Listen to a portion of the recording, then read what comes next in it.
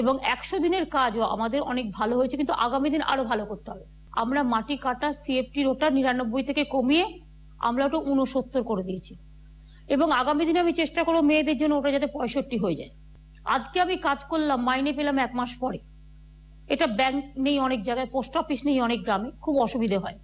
কিন্তু আমরা কিছুদিনের মধ্যে এটা চেষ্টা করব যাতে 7 দিনের মধ্যে টাকাটা আপনি পেয়ে যান, এবং তারপরে আমরা চেষ্টা করব সপ্তাহে 2 দিনের মধ্যে যাতে যারা 100 দিনের কাজ করবে টাকাটা পেয়ে যায়। এবং আস্তে আস্তে ব্যাংক আর পোস্ট অফিসের সাথে আমরা কথা বলছি, এটা আমরা ডেলিতে নিয়ে আসবো। দৈনন্দিন কাজ করলেন, দৈনন্দিন টাকাটা যদি পেয়ে যান তাহলে খুব সুবিধে হয়। আগেই কাজের গড় অ্যাভারেজ ছিল 18 দিন, আমরা এটাকে 33 দিন করেছি আগের বছরে, এবারে আমরা আরো বাড়াবো। ইতিমধ্যে আমরা 100 জনের ওপর লোককে বন্দি মুক্তি করে দিয়েছি, মুক্তি দিয়েছে এই গভর্নমেন্ট। যারা দীর্ঘদিন জেলে পড়েছিলেন বিনা মুক্তি, মানে বিনা এতে মুক্তি দিয়েছে। কিন্তু আমার কাছে খবর আছে মুক্তি পেয়েও 2-1 জন আবার বন্দুক ধরতে শুরু করেছেন। এটা কিন্তু কোনো কারোর কাজ নয়। আর যারা এই নিয়ে শুধু বলে বেড়ান বাজার গরম করে যে সবাইকে ছেড়ে দাও, সবাইকে ছেড়ে দিতে আমার কোনো আপত্তি নেই, কিন্তু ছাড়া পেয়ে সে যদি একটা ছোট্ট বাচ্চা মেয়ের গলা কেটে খুন করে তার দায়িত্ব আপনি নেবেন? নিশ্চয়ই বন্দীদের মুক্তি দেওয়া উচিত, কিন্তু জেল থেকে বসে মানুষ খুন করার সিদ্ধান্ত যারা নেন, ছাড়া পেয়ে যারা নুইসেন্স ক্রিয়েট করেন, সুপারি কিলার দিয়ে যারা মানুষ খুন করেন, মেয়েদের উপর যারা অত্যাচার করেন বা ধর্ষণ করেন বা ডাক্তার ডাকাতি করেন বা খুন করেন, তাদের বিরুদ্ধে এই গভর্নমেন্ট কিন্তু খুব কঠোর। আমি জানি সারের দাম কেন্দ্রীয় সরকার খুব বাড়িয়ে দিয়েছে, তো এটা 2010-এ হয়েছিল। কিছুদিন আগেও আমি শুনেছি ভারতবর্ষের কৃষি মন্ত্রক আরো দাম বাড়িয়ে দিয়েছেন, এবং আমি নিজে এর জন্য প্রধানমন্ত্রীকে চিঠি লিখেছি এবং তাকে অনুরোধ করেছি যে গরিব মানুষদের যাতে কম দামে সার তারা পায়। এছাড়াও কিছু কোম্পানিকে সারের দাম বাড়ানোর ব্যবস্থা করে দিয়েছে, আমরা এটাকে সমর্থন করি না। চাষি ভাইরা নজর রাখবেন, এমআরপি যে রেট আছে সেই রেট অনুযায়ী সার দোকানদাররা বিক্রি করছে কিনা লক্ষ্য রাখবেন।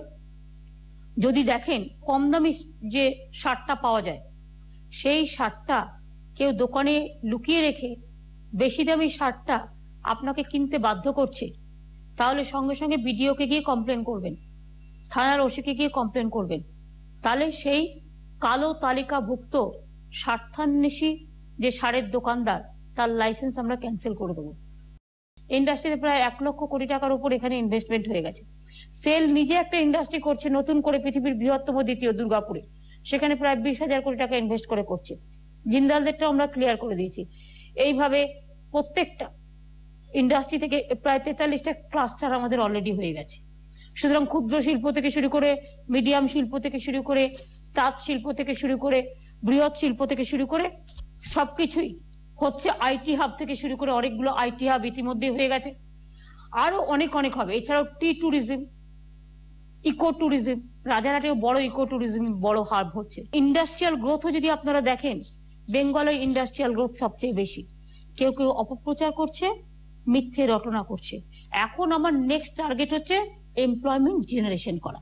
ম্যানুফ্যাকচারিং ইন্ডাস্ট্রি, ইঞ্জিনিয়ারিং ইন্ডাস্ট্রি থেকে শুরু করে ছোট ছোট industry hub, IT hub, software hub, hardware hub, এগুলোকে বেশি করে করা, ট্যুরিজম হাব, এগুলো করতে করতে এমপ্লয়মেন্ট জেনারেট হতে হবে। মাওবাদীদের নামে আদর্শগত লড়াই করেন তাদের কথা আমি বলছি না, তারা আদর্শ নিয়ে লড়াই করবেন।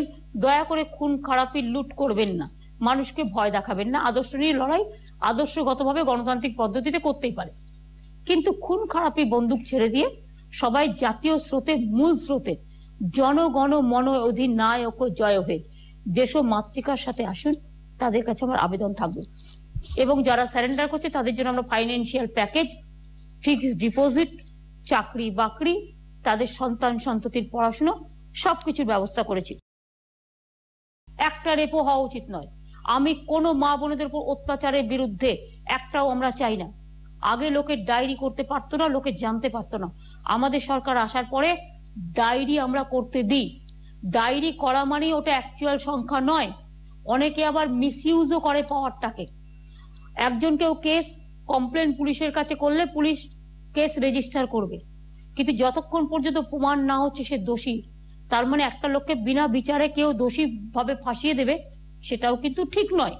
কাজে গভর্নমেন্ট যখন বিচারের চেয়ারে বসে তখন তাকে মনে রাখতে হবে গভর্নমেন্টের কাছে কিন্তু বিচার যে কেউ চাইতে পারে, কিন্তু বিচারের জায়গায় যেন অবিচার না হয়।